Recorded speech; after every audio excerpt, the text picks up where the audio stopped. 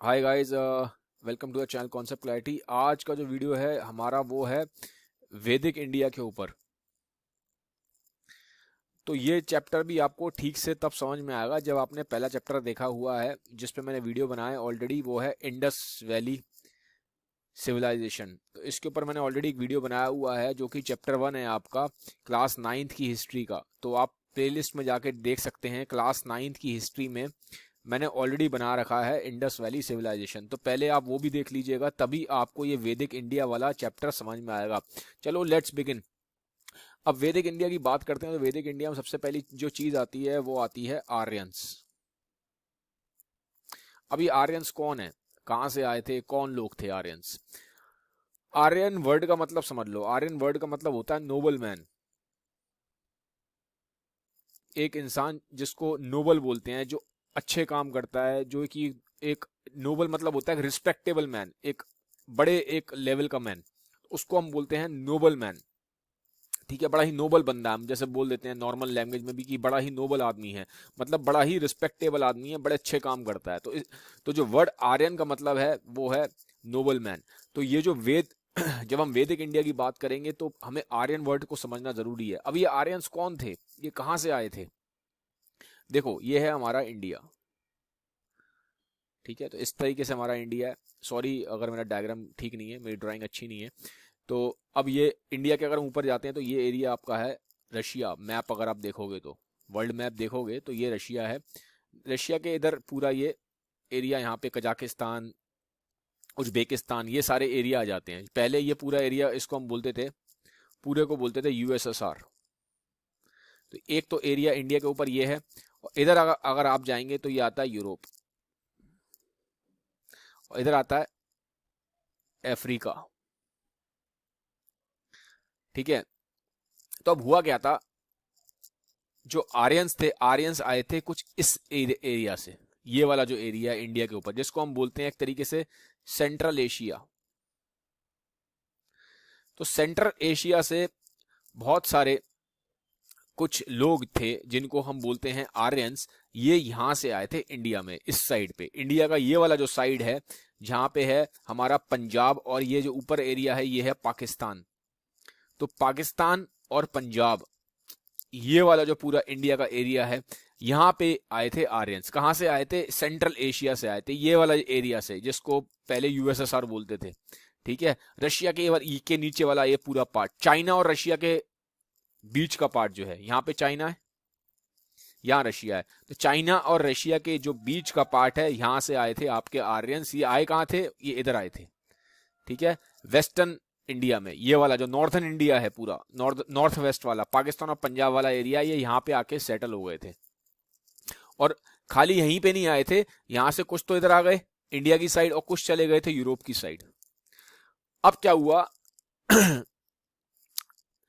आ, ये जो आर्यंस यहाँ पे आए, तो यहाँ पे ऐसा नहीं कि पहले इंडिया के लोग यहाँ पे रहते नहीं थे, यहाँ पे पहले भी लोग रहते थे, पहले भी यहाँ पे लोग रह रहे थे। और जो आर्यंस के आने से पहले इंडियंस यहाँ रहते थे, जिनको हम बोलते थे हड़प्पन सिविलाइजेशन के टाइम के लोग। जो आपने पहला चैप्टर पढ़ा है ना, इंडस वैली और हड़प्पन वाला, तो इंडस वैली और हड़प्पन सिविलाइजेशन के लोग यहाँ पे पहले ऑलरेडी रह रहे थे। बाद में क्या हुआ, बाद में यहाँ पे आर्यंस आ गए। तो आर्यंस की और इंडस वैली सिविलाइजेशन, जो जिसको हम हड़प्पन सिविलाइजेशन भी बोलते हैं, वहां के लोगों की क्या हुई, मिक्सिंग हुई थी, जेनेटिक मिक्सिंग हो गई थी। ठीक है, तो ये जो थ्योरी है, इसको हम ये भी बोलते हैं आर्यन इन्वेजन थ्योरी, कि आर्यंस आए और जो यहाँ पे इंडिया में ऑलरेडी हड़प्पन और इंडस सिविलाइजेशन के लोग रह रहे थे, इनके साथ इनकी जेनेटिक मिक्सिंग हुई है। बहुत सारे कहां चले गए थे, बहुत सारे आर्यंस यूरोप की साइड चले गए थे। अब एक प्रॉब्लम और भी है, अब आर्यन को बहुत जगह वेस्टर्न वर्ल्ड में एज अ रेशियल वर्ल्ड, इसको, इस वर्ड को एज अ रेशियल वर्ड माना जाता है। इसको रेशियल वर्ड क्यों माना जाता है? क्योंकि यूरोप में जिस टाइम पे हिटलर पावर में आया था, हिटलर ने बोला था कि मैं आर्यंस की रेस बनाऊंगा। हिटलर बोलता था कि जो आर्यंस हैं वो सुपीरियर रेस हैं, आर्यंस बेटर हैं। क्योंकि आर्यंस, वो बोलता था कि आर्यंस का ब्रेन बहुत अच्छा है, आर्यन के लुक्स बहुत अच्छे हैं, अपने आप को गोरे मानते थे। ठीक है, तो जो हिटलर ने जो थ्योरी दी थी, उसने बोला था कि जो आर्यंस हैं वो सुपीरियर रेस हैं। ये गोरे लोग हैं, इनकी स्किन वाइट है, इनका ब्रेन अच्छा है, और जो आर्यंस की रेस है वो सुपीरियर रेस है। तो ये ऐसा हिटलर का मानना था, और इस थ्योरी को लेके काफी बड़ा उस टाइम पे बवाल हुआ था, वर्ल्ड वॉर 2 हुआ था। वर्ल्ड वॉर 2 हिटलर की इन सब चीजों की वजह से बहुत हद तक बढ़ गया था। तो जो वर्ड आर्यन है, इसको यूरोप में एक रेशियल वर्ड माना जाता है, ठीक है। एक ऐसा वर्ड माना जाता है कि जिससे आप दो इंसानों के बीच में क्या कर रहे हो, डिफरेंस क्रिएट कर रहे हो, ठीक है। आप व्हाइट को सुपीरियर मान रहे हो, और जो ब्लैक है या जो ब्राउन स्किन के हैं उनको आप क्या मान रहे हो, उनको आप इंफीरियर मान रहे हो। तो इंडिया में तो आर्यंस को बड़ा वैसा माना जाता है, रिस्पेक्टफुल माना जाता है, लेकिन वेस्टर्न वर्ल्ड में अगर आप वेस्ट में जाओगे इस एरिया में, क्योंकि हिटलर की वजह से जो आर्यन थ्योरी, जो हिटलर ने जो आर्यंस को बहुत ज्यादा बढ़ावा दिया था, उसने बोला था आर्यन सुपीरियर है, तो इसकी वजह से यूरोप के वर्ल्ड में काफी ज्यादा क्या हुआ था, परेशानी हो गई थी। तो हमें ये मालूम पड़ा, ये मैंने आपको थोड़ा सा बैकग्राउंड दिया है ताकि आपको समझ में आए कि आर्यंस कैसे है। तो इंडिया में तो आर्यंस को बहुत अच्छा माना जाता है कि जो आर्यंस थे वो इंटेलिजेंट थे, बहुत अच्छे थे, बहुत नोबल लोग थे। लेकिन यूरोप में, वेस्टर्न वर्ल्ड में आर्यन वर्ड को अच्छा नहीं माना जाता। वो ये मानते हैं कि अगर आप किसी को बोलते हो कि तू आर्यन है और तू आर्यन नहीं है, तो उसका मतलब आप उसके में क्या कर रहे हो, डिफरेंस क्रिएट कर रहे हो। क्योंकि आर्यन का मतलब यूरोप में है जो व्हाइट लोग हैं, जो सुपीरियर लोग हैं, और जो आर्यन नहीं है वो ब्लैक लोग हैं, ब्राउन स्किन के लोग हैं, जो हमसे इंफीरियर हैं। तो इसलिए यूरोप में आर्यन वर्ड को क्या माना जाता है, एक डेरोगेटरी वर्ड माना जाता है। डेरोगेटरी का मतलब होता है ह्यूमिलेटिंग, बदनामी वाला वर्ड, अच्छा वर्ड नहीं माना जाता उसको, ठीक है। तो ये मैंने आपको दी है हिस्ट्री। तो जैसा कि हम जानते हैं इंडिया में से अच्छा माना जाता है। अब ये आर्यंस जब इंडिया में आए, ठीक है, इंडिया में आके ये सेटल हो गए थे। सेटल कहाँ हुए थे, ये हुए थे इस एरिया में, पंजाब में और पाकिस्तान के एरिया में। ये आए कब थे, ये आए थे 2000 बीसी में। बीसी मतलब क्राइस्ट के बर्थ से 2000 साल पहले। बीसी का मतलब है बिफोर क्राइस्ट, क्राइस्ट के बर्थ से 2000 साल पहले। तो उस टाइम पे इंडिया और में पाकिस्तान भी था, पाकिस्तान अलग नहीं हुआ था, इंडिया का पार्ट ही था पाकिस्तान। तो उस टाइम पे ये यहाँ पे आए। अब इन्होंने क्या करा, इन्होंने पूरा बनाया। इनके आने के बाद ही जब आर्यंस यहाँ पे आ गए इंडिया में, तब से स्टार्ट हुआ हमारा वैदिक इंडिया। जो वैदिक इंडिया जो स्टार्ट हुआ है, ये तब से स्टार्ट हुआ है। तो ये मैंने आपको क्या दे दी, एक बेसिक आपको मैंने हिस्ट्री दे दी कि आर्यंस आए और इन्होंने यहाँ पे वैदिक इंडिया का टाइम पीरियड स्टार्ट किया। अब देखते हैं वैदिक इंडिया में है क्या। वैदिक इंडिया में अगर आप देखेंगे तो मेनली 2 पीरियड है।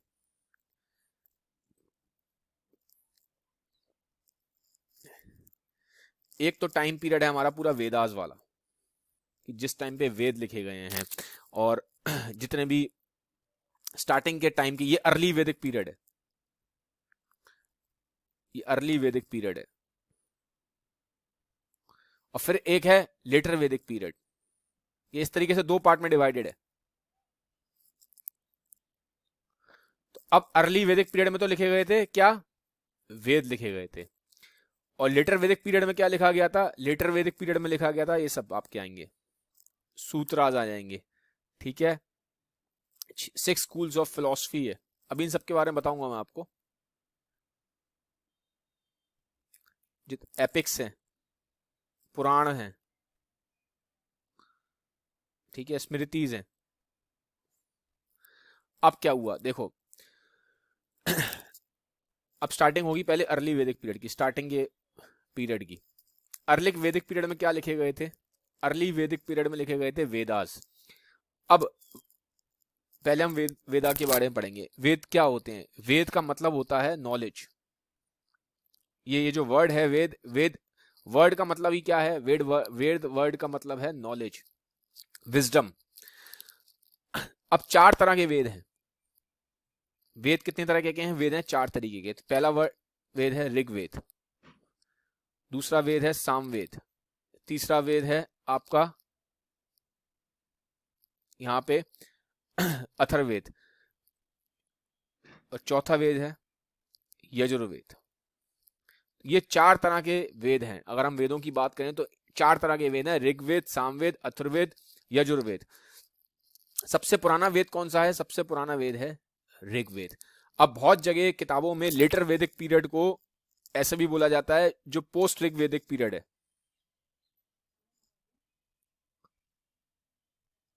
और बहुत जगह अर्ली वैदिक पीरियड को बोला जाता है ऋग्वेदिक पीरियड।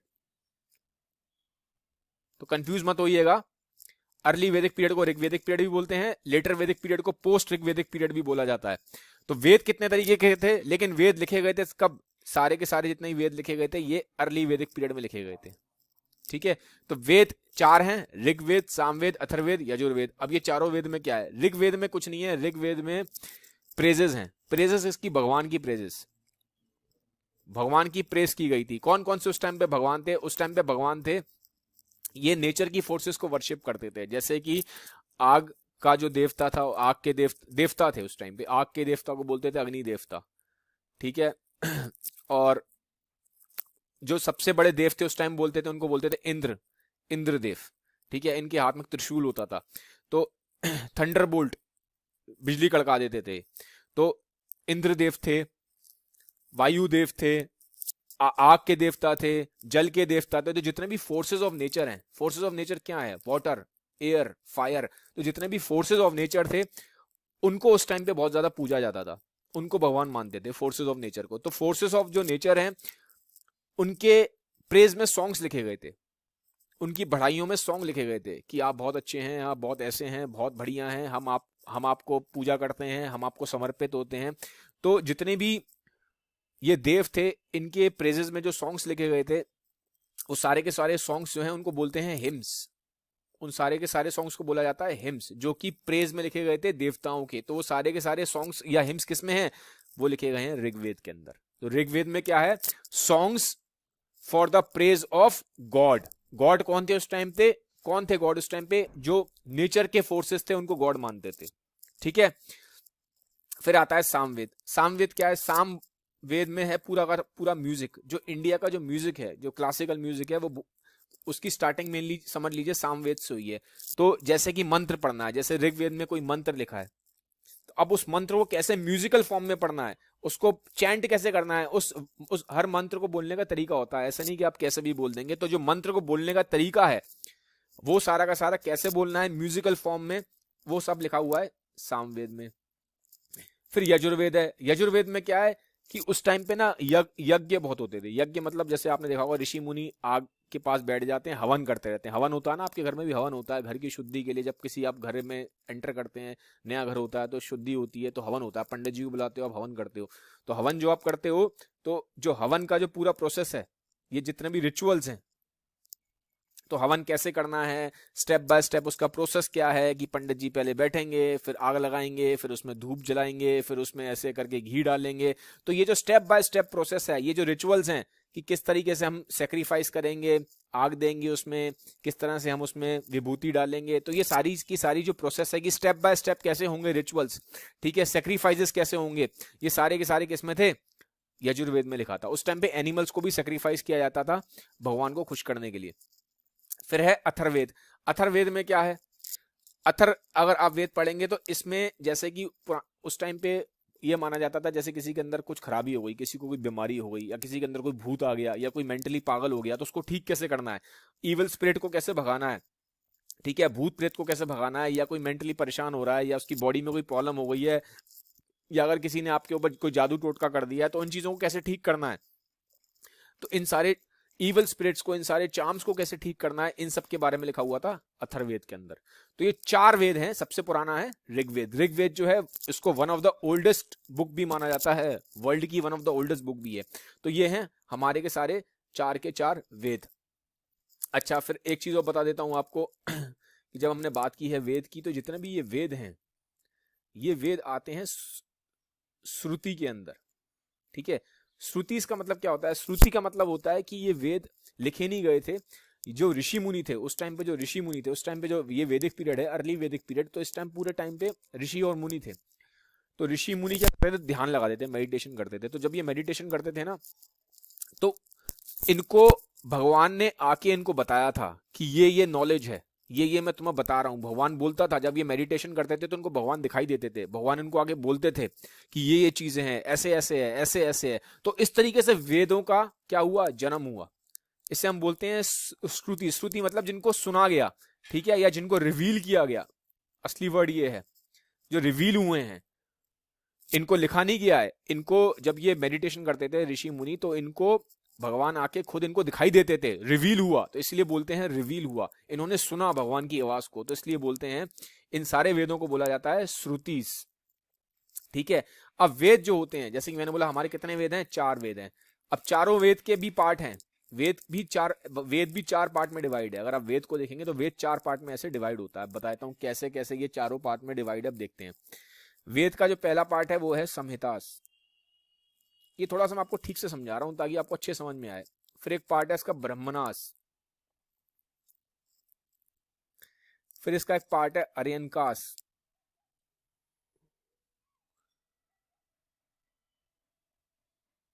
ठीक है, और फिर इसका एक पार्ट है उपनिषद। तो हमें ये तो मालूम पड़ गया हमारे कितने वेद होते हैं, हमारे 4 वेद हैं, हमने भी पीछे देख लिए। अब हर एक वेद के अंदर भी 4 पार्ट हैं। वेद के अंदर क्या है, 4 पार्ट हैं। वेद क्या है हमारे, श्रुति हैं। अब कैसे हैं 4 पार्ट इसके, संहिता। संहिता क्या, जितने भी वेद, एक मान लो वेद एक, जैसे मैंने बोला किताब है, ठीक है। अब इस किताब को भी 4 पार्ट में डिवाइड किया गया। पार्ट, किताब का पहला पार्ट, किताब का second part, third part, fourth part, ठीक है। तो ऐसे जैसे आपकी बुक भी 2-3 पार्ट में डिवाइड होती है।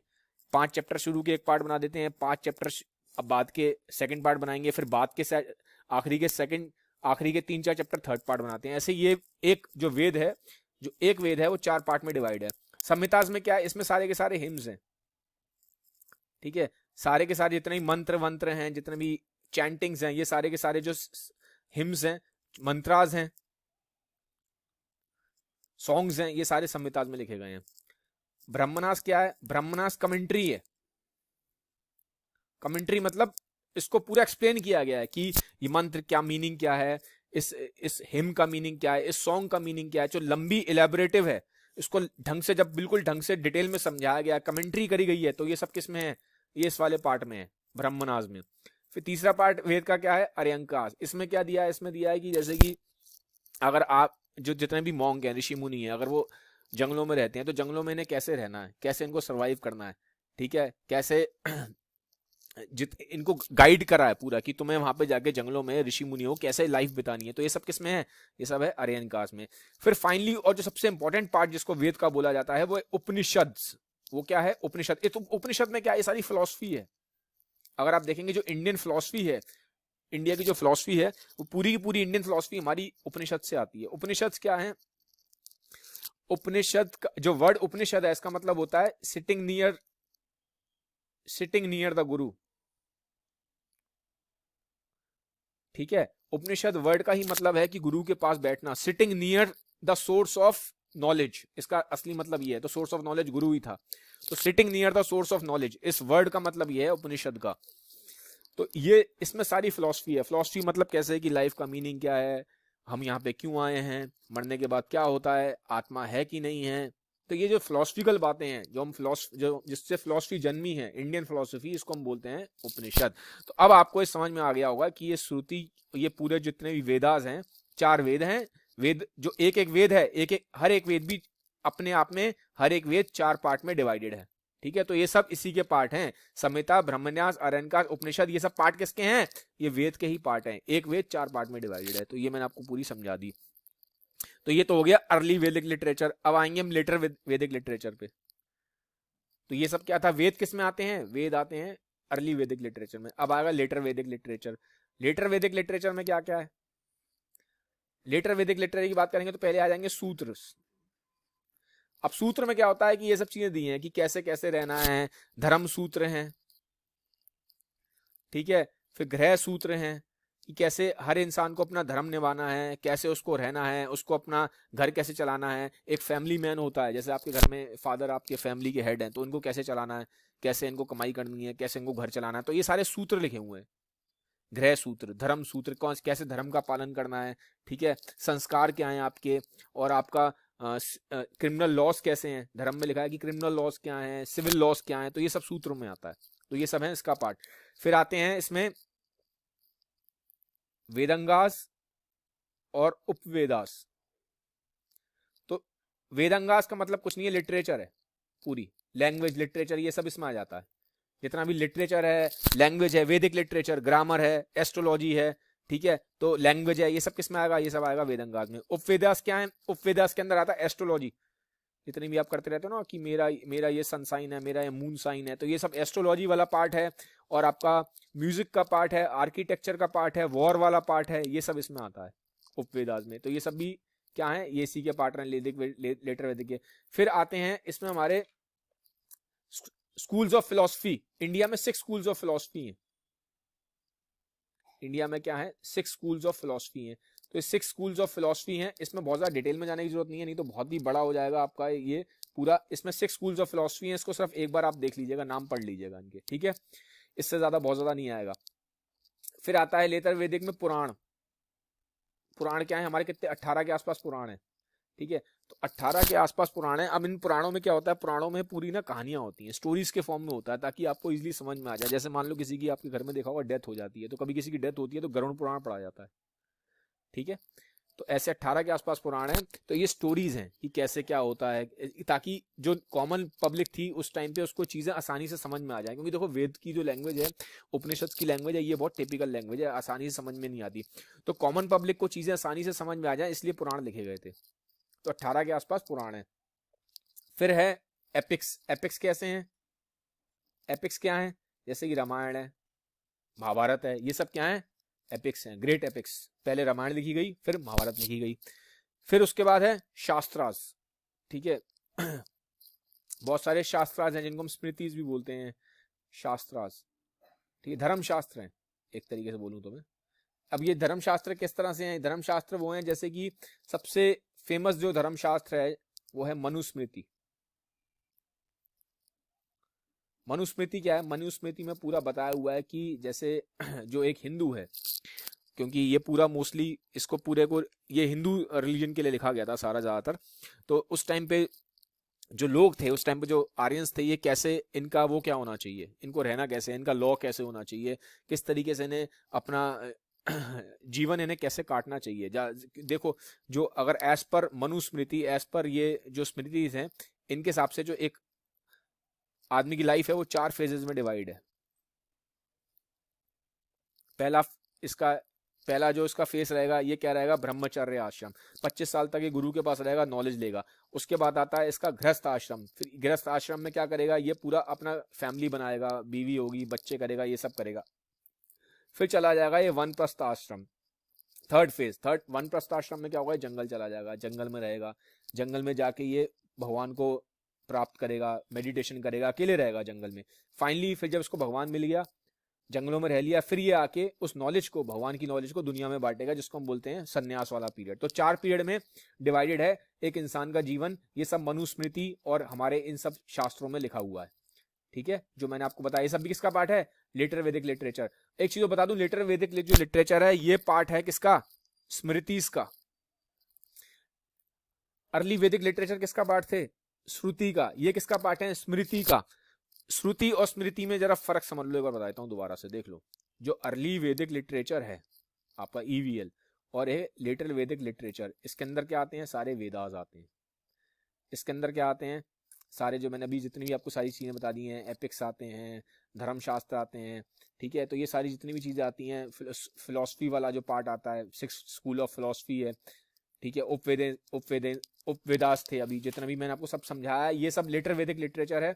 और ये है अर्ली वैदिक लिटरेचर, वेदास वाली। ये क्या है, ये है श्रुति, जो सुना गया है, जो क्या है, रिवील्ड हुआ है। मैंने बोला था ना, ये लिखा नहीं गया, ये रिवील हुआ है। और ये क्या है आपका, ये है आपका स्मृति। स्मृति मतलब कि इसको याद किया गया, मेमोराइज किया गया बोल बोल के, ठीक है। ये बोल बोल के किसी ने इसको मेमोराइज किया, फिर बोल बोल के चलो मैंने सीख लिया, फिर मैंने आपको बोला, आपने सीख लिया मेरे से, फिर आपने किसी को बोला, उसने आपसे सीख लिया। तो ये सब आता है स्मृति इसके अंदर। ये चीज याद रखना, अर्ली वैदिक लिटरेचर आती है श्रुति के अंदर, लेटर वैदिक लिटरेचर आती है स्मृति के अंदर, जो जिसको मेमोराइज किया गया है। तो ये हो सकता है चीज आपके एग्जाम में ना आए, ये सिर्फ मैं आपको नॉलेज के लिए बता रहा हूं, ताकि आपको अच्छे से चीजें समझ में आ जाए। अब हम बात करते हैं आगे की लाइफ कैसे थी, ठीक है। अर्ली वैदिक लिटरेचर, जिसको हम ये भी बोलते हैं ऋग वैदिक सिविलाइजेशन, ठीक है। अर्ली अर्ली ये अर्ली वेदा वाला टाइम है। अर्ली वेदा वाला टाइम है जिसको हम बोलते हैं ऋग्वेदिक सिविलाइजेशन। अर्ली इस टाइम पे क्या था ऋग्वेदिक से, अब ये तो हमने समझ लिया पहले वेद क्या थे, अर्ली वैदिक लिटरेचर क्या थी, लेटर वैदिक लिटरेचर क्या थी। अब हम देखेंगे लाइफ कैसे थी। जो अर्ली वेदा वाला टाइम था, स्टार्टिंग का जो टाइम था जब आर्यंस आए थे, जिसको हम बोलते हैं अर्ली वैदिक टाइम, जिसको हम बोलते हैं ऋग्वेदिक सिविलाइजेशन। तो इस टाइम पे क्या था, इस टाइम पे जो नॉर्मल लाइफ थी वुमेन की अगर हम बात करें तो बहुत अच्छी थी। वुमेन की लाइफ क्या थी, वेरी गुड थी, वेरी गुड लाइफ थी। इनको हाई एजुकेशन मिलती थी, इनको ये अपना हस्बैंड खुद चूज कर सकती थी, और इनको जितने भी चीजें जिसमें मेल पार्टिसिपेट करते थे इनको अलाउ था सारी की सारी चीजों में पार्टिसिपेट करने को। इन्होंने काफी अच्छी बुक्स भी लिखी हैं, ठीक है। तो हाईली एजुकेटेड थी, लाइफ वुमेन की बहुत अच्छी थी। फिर हम देखेंगे जो कास्ट सिस्टम था, जैसे कि इंडिया में आज की डेट में कास्ट सिस्टम है, ठीक है। तो कास्ट सिस्टम जो था, इंडियन कास्ट सिस्टम, उस टाइम पे भी कास्ट सिस्टम था, लेकिन ये ऐसा कास्ट सिस्टम नहीं था जैसा कि आज फॉलो होता है, ठीक है। आज की डेट में आप कास्ट चेंज नहीं कर सकते इंडिया में, लेकिन उस टाइम पे जो कास्ट सिस्टम था इंडिया में, उसमें आप अपनी कास्ट को चेंज कर सकते थे। कोई भी इंसान किसी भी कास्ट से किसी भी दूसरी कास्ट में जा सकता था, ठीक है। तो कोई ऐसा नहीं था कि अगर आप बाय बर्थ एक पर्टिकुलर कास्ट में पैदा हुए हो तो आप अपनी कास्ट चेंज नहीं कर सकते। तो ये बहुत अच्छा टाइम पीरियड था, क्योंकि इस टाइम पे इंसान अपनी कास्ट चेंज कर सकता था, और जो कास्ट सिस्टम था वो कोई रिजिड नहीं था, वो फ्लेक्सिबल था, और कास्ट को कोई बहुत बड़ी चीज नहीं माना जाता था, सिर्फ नॉर्मल माना जाता था कि ठीक है कोई इंसान एक काम कर रहा है, सिर्फ वो एक बनाया गया था डिवीजन के लिए लेबर के हिसाब से कि ये इंसान ये काम करता है तो उसकी ये कास्ट है, ये इंसान ये काम करता है तो उसकी ये कास्ट है। अगर आपने अपना काम चेंज कर लिया तो आपकी कास्ट भी चेंज हो जाएगी। फ्लेक्सिबल था, रिजिड नहीं था, ठीक है। तो ये अच्छी चीज थी। फिर उस टाइम पे जो वॉर, उस टाइम जो क्या कहते हैं राजा होता था, राजा बहुत अच्छा था, और राजा के पास पूरी पावर नहीं थी। उस टाइम पे एक तरीके की क्या थी, डेमोक्रेसी थी। उस टाइम पे एक तरीके की डेमोक्रेसी थी, जैसे कि इंडिया में आज डेमोक्रेसी है, उस टाइप की डेमोक्रेसी थी। तो राजा के पास पूरी पावर नहीं थी, पावर क्या थी, डिस्ट्रीब्यूटेड थी, पब्लिक के पास भी पावर थी, और भी सेक्शंस थे जिनके पास पावर थी। तो राजा के पास पूरी पावर नहीं थी, वो डेमोक्रेटिक फॉर्म ऑफ गवर्नमेंट थी। अगर प्रजा को पसंद नहीं आता था कि राजा ठीक नहीं है तो राजा को हटा देते थे। फिर उनका ऑक्यूपेशन काम था, काम क्या करते थे, मेन इनका काम था एग्रीकल्चर का। फार्मर्स थे, शीप चराते थे, जिसको हम बोलते हैं पैस्टोरलिस्ट, ठीक है। तो इनका मेन काम था एग्रीकल्चर करना, और जो एनिमल्स होते हैं उनको, जैसे कि एनिमल्स को बहुत ज्यादा डोमेस्टिकेशन करते थे, एनिमल्स को पालते थे, जैसे गाय भैंस को पाल लिया, या फिर भेड़ बकरी को पाल लिया, या जानवरों को पाल के उनका जो उनसे से दूध दही निकाल लिया, या फिर डोमेस्टिकेशन होता था, काफी ज्यादा एनिमल्स को पाला जाता था और उनसे प्रोडक्ट्स यूज में लिए जाते थे, ये इनका काम था। फिर इनका काम था एग्रीकल्चर, खेती बाड़ी करना इनका काफी बड़ा काम था। तो ये इनका मेन सोर्स ऑफ ऑक्यूपेशन था। और इस टाइम पे बहुत हद तक बार्टर सिस्टम चलता था कि मेरे पास दूध है, तेरे पास घी है, तो तू मेरे को ये सामान चाहिए तो तू मेरे से ये सामान ले ले। तो इसको बोलते हैं बार्टर सिस्टम। बहुत हद तक करेंसी उस टाइम पे थी नहीं, एक आधा कोई सिक्का चलता था तो चलता था, but otherwise mainly barter system follow होता था। तो हम देखेंगे ओवरऑल जो ऋग्वेदिक सिविलाइजेशन का टाइम पीरियड था, अर्ली वैदिक टाइम पीरियड था, लोगों के लिए भी बहुत अच्छा था, क्योंकि डेमोक्रेसी थी, कास्ट सिस्टम कोई था नहीं, फ्लेक्सिबल था, वुमेन की लाइफ बहुत अच्छी थी, और मेन सोर्स ऑफ जो इनका इनकम था, जो ये काम करते थे, वो था एग्रीकल्चर और डोमेस्टिकेशन ऑफ एनिमल्स। तो ये था इनका मेन, इनका इस तरीके से। भगवान को किनको पूछते थे, ये भगवानों को पूछते थे, उस टाइम देवताओं को पूछते थे, जैसे कि मैंने बोला इंद्र भगवान को पूछ लेंगे, ठीक है, या अग्नि को पूछते थे। जो फोर्सेज ऑफ नेचर थी उनको वर्शिप करते थे, बट फोर्सेस ऑफ नेचर को वर्शिप तो करते थे, लेकिन फिर भी ये बिलीव करते थे कि जो भगवान है वो एक ही है। They believed in one God. इन सब का जो सोर्स है, सारे देवताओं का जो सोर्स है, सारे देवताओं के जो ऊपर है, वो है एक गॉड। तो ऐसा ये उस टाइम पे ये मानते थे, ठीक है। फिर एक चीज और थी कि अगर इन्हें कोई पूजा करनी होती थी, जैसे उस टाइम पे ना यज्ञ बहुत होते थे, यज्ञ जो आग जला के यज्ञ करते हैं, आज की डेट में जो पंडित आपके घर में आते हैं यज्ञ करते हैं, उस टाइम पे यज्ञ बहुत होते थे। और यज्ञ पंडित नहीं करते थे, उस टाइम पे हर इंसान करता था। जैसे आपकी फैमिली है तो आप खुद ही यज्ञ करोगे, दूसरे की फैमिली है तो दूसरे की फैमिली खुद यज्ञ करेगी, पंडितों की जरूरत नहीं थी। और जो यज्ञ होते थे ओपन में होते थे, उस टाइम पे कोई मंदिर नहीं थे, टेम्पल्स नहीं थे, ओपन में। आपकी फैमिली ऐसे 4 लोग हैं तो चारों लोग आपकी फैमिली के बाहर जाएंगे, ओपन में ग्राउंड में यज्ञ करेंगे, पंडितों की जरूरत नहीं थी, और ओपन में होता था, कोई ऐसे मंदिर नहीं थे, टेम्पल्स नहीं थे, आइडल वर्शिप भी नहीं थी, ठीक है। आइडल वर्शिप मतलब मूर्ति को पूजा नहीं करते, जैसे आज के डेट में क्या है, टेंपल्स में आप जाते हो, भगवानों की मूर्ति लगी है, वहां जाके पूजा करते हो। पर इस टाइम पे मूर्तियां नहीं थी, मूर्तियों को पूजा नहीं करते थे, ये ओपन में खुले में पूजा करते थे, यज्ञ करते थे और फोर्सेस ऑफ नेचर को पूजा करते थे। तो ये चीज आपको दिखाई देगी, ये थी ऋग्वेदिक सिविलाइजेशन के टाइम पे, अर्ली जो टाइम था। फिर हम आते हैं लेटर टाइम पीरियड पे। तो जो लेटर वैदिक सिविलाइजेशन था उसको बोलते हैं, फिर आ गया, एक तो हो गया अर्ली, अब आ गया लेटर वैदिक सिविलाइजेशन। लेटर वैदिक सिविलाइजेशन जो है इसको हम ये भी बोलते हैं पोस्ट ऋग्वेदिक, जो ऋग वेदा को हटा के माना जाता है, जैसे इसको ये भी बोला जाता है, कई बुक्स में लिखा हुआ है। तो लेटर वैदिक सिविलाइजेशन या पोस्ट ऋग्वेदिक सिविलाइजेशन। अब ये है बाद का। अब बाद में क्या हुआ, अब देखो जैसे ही ये वाला जो टाइम पीरियड है ये बहुत अच्छा टाइम पीरियड नहीं है। अगर मैं आपको वैसे बताऊं तो वुमेन की जो लाइफ थी वो यहाँ पे थोड़ा सा डिग्रेड हुई। वुमेन की लाइफ डिग्रेड कैसे हुई कि वुमेन के ऊपर यहाँ पे रिस्ट्रिक्शंस लग गए। पहले की तरह वुमेन को उतना ज्यादा लिबरेशन नहीं मिला। तो कंपैरेटिवली अगर हम देखें अर्ली वैदिक सिविलाइजेशन के कंपैरिजन में यहाँ पे वुमेन की लाइफ डिग्रेड हो गई थी। अच्छा एक चीज बता दूं, अर्ली वैदिक सिविलाइजेशन के टाइम पे इंडिया में कोई सती सिस्टम भी नहीं था। सती सिस्टम नहीं था इंडिया में अर्ली वैदिक सिविलाइजेशन के टाइम पे। यहाँ पे हम देखेंगे जो वुमेन की जो लाइफ है वो धीमे धीमे डिग्रेड होना स्टार्ट हो गई। वुमेन को उतने इक्वल राइट्स नहीं मिले थे जितने पहले अर्ली वैदिक सिविलाइजेशन के टाइम पे थे। तो वुमेन की लाइफ यहाँ पे डिग्रेड होती है, पहली चीज ये। और जो किंग है, पहले क्या हमने देखा अर्ली वैदिक टाइम पे डेमोक्रेसी थी, यहाँ पे क्या हुआ, डेमोक्रेसी कम हो गई। जो पावर है वो किंग के हाथ में ज्यादा आ गई। किंग ने अपनी पावर अपने हाथ में ज्यादा ले ली और जो प्रजा है उसके हाथ से पावर कम हो गई। और यहाँ पे जो किंग ने अपना जो जगह है उसको एक्सपैंड करना शुरू कर दिया। किंग ने दूसरी जगह जा जाके इधर उधर वॉर करने स्टार्ट कर दिया और अपने किंगडम को एक्सपैंड करना शुरू कर दिया। तो ये चीज हमें दिखाई देती है। फिर ये भी दिखाई देता है कि अर्ली वैदिक के टाइम पे जो वॉरफेयर था ना वो बहुत सही तरीके से होता था। जैसे कि आप किसी को पीठ पे वार नहीं कर सकते थे, किसी कोई सो रहा है उस पर वार नहीं करेंगे, बच्चों पे या विमेन पे के ऊपर आप लड़ाई नहीं कर सकते, उनके ऊपर वार नहीं करेंगे आप, ठीक है, उनके ऊपर अटैक नहीं करेंगे। लेकिन हम देखेंगे जब ये लेटर वैदिक टाइम आया तो ये जो स्ट्रेटेजीज ऑफ वॉर थी, स्ट्रेटेजीज ऑफ वॉरफेयर थी, ये भी क्या हो गई, थोड़ी सी खराब हो गई। अब यहाँ पे हम देखेंगे कि बहुत कनिंग वेज ढूंढे जाने लगे लड़ाई करने के, अटैक करने के, ठीक है। जैसे दुश्मन पे सोते हुए वार कर देना, दुश्मन के पीछे से वार कर देना और खराब तरीके से लड़ाई जीतना। जैसे कि हमने ये भी देखा है, अगर आप महाभारत में देखोगे तो किस तरीके से कौरवों ने कनिंग तरीके से पांडवों को सबको एक साथ जलाने की कोशिश की थी। तो हमें ये सब लेटर वैदिक सिविलाइजेशन का टाइम है, क्योंकि जो महाभारत वगैरह है ये सब इसी टाइम पे लिखी गई थी।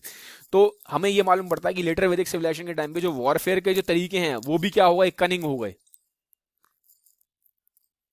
अर्ली वैदिक के कंपैरिजन में यहाँ पे जो लेटर वॉरफेयर का टाइम था वो थोड़ा सा डिग्रेड हो गया, ये यहाँ पे डिग्रेडेशन देखा गया है। और फिर यहाँ पे पॉलीगैमी भी फॉलो करी जाने लगी। पहले अर्ली वैदिक के टाइम पे मोस्टली मोनोगैमी थी, किंग्स भी बहुत ज्यादा क्या कहते हैं, इतना किंग्स के पास मल्टीपल वाइफ्स थी बट इतना ज्यादा नहीं था। लेकिन लेटर वैदिक सिविलाइजेशन के टाइम पे पॉलीगैमी काफी तेजी से बढ़ गई। और हमने ये भी देखते हैं लेटर वैदिक सिविलाइजेशन के टाइम पे कि जो लोग बहुत ज्यादा लग्जरी में रहने स्टार्ट हो गए। लोगों ने नॉलेज को छोड़ के और एक अच्छे लाइफस्टाइल को छोड़ के नॉलेज की जो प्यास होती है, विजडम की प्यास होती है, उसको छोड़ के लोग लग्जरी की तरफ ज्यादा भागने लगे। लोगों ने अपना टाइम खराब करना शुरू कर दिया, लोगों ने बहुत ज्यादा अल्कोहल पीनी शुरू कर दी, लोगों ने जुआ खेलना स्टार्ट कर दिया। तो हम देखेंगे ऑल ओवर लेटर वैदिक जो सिविलाइजेशन का टाइम है यहाँ पे डाउनफॉल हुआ है, ठीक है, कि एक थोड़ा सा यहाँ पे एक डिग्रेडेशन हुआ है बहुत कंपैरेटिवली अर्ली वैदिक सिविलाइजेशन के टाइम पे। लेटर वैदिक सिविलाइजेशन का जो टाइम है यहाँ पे एक डाउनफॉल देखा गया है, सोशल स्टेटस में, मींस ऑफ वॉरफेयर में, वुमेन की कंडीशन में, डेमोक्रेसी भी कम होती है और पॉलीगेमी भी देखी गई है। और ये भी देखा गया कि लोग जो हैं उन्होंने अपना जो तरीका है जीने का उसको भी काफी ज्यादा चेंज कर लिया था। फिर रिलीजन काफी कॉम्प्लेक्स हो गया। पहले तो मैंने बोला था ना कोई भी इंसान जाके पूजा कर सकता था, ठीक है, अब पूरी फैमिली खुद ही जाके बाहर पूजा करती थी। लेकिन अब क्या हुआ, पूजा करने के लिए आपको पंडित की जरूरत है, पंडित आएगा ही आएगा, पंडित ही पूजा कर सकता है, पूजा नहीं कर सकते। तो क्या हुआ, जो रिलीजन है उसको भी बहुत ज्यादा कॉम्प्लेक्स कर दिया। और यहाँ पे ही धीमे धीमे देखेंगे कि पहले क्या था कि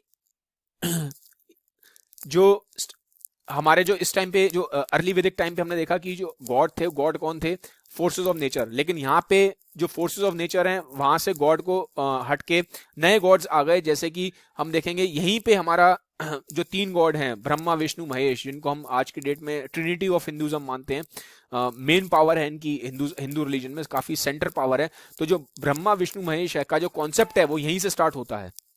जो रिलीजन का जो यहाँ पे जो हम देखेंगे जो फेस है वो चेंज होना स्टार्ट हुआ। अर्ली वैदिक के टाइम पे क्या था, फोर्सेस ऑफ नेचर थे, जैसे इंद्र है, अग्नि है, वायु देवता है, ये देवताओं का डोमिनेंस ज्यादा था। लेकिन बाद में लेटर वैदिक सिविलाइजेशन के टाइम पे हम देखेंगे देवताओं से हटके जो फोकस है वो इस साइड ज्यादा आ गया, जैसे कि ब्रह्मा विष्णु महेश यहीं पे स्टार्टिंग हुई है। अगर आप देखेंगे एक तरीके से तो रिलीजन काफी हद तक यहाँ पे रिलीजन का भी बहुत ज्यादा चेंज आया है। तो गाइज ये था एक ओवरऑल, मैंने आपको एक मोटा मोटा समराइज किया है, थोड़ा लंबा हो गया, थोड़ा डिटेल में हो गया है। आपको अपना एक बार बुक को पढ़ लीजिएगा तो चीजें आपको थोड़ा सा और अच्छे से क्लियर हो जाएंगी। तो गाइज अगर ये वीडियो आपको अच्छा लगा है तो काइंडली यार ये वीडियो सबके साथ शेयर करें। आता रहूंगा इसी तरीके से और चैप्टर्स लेके। Have a nice day, bye bye, take care.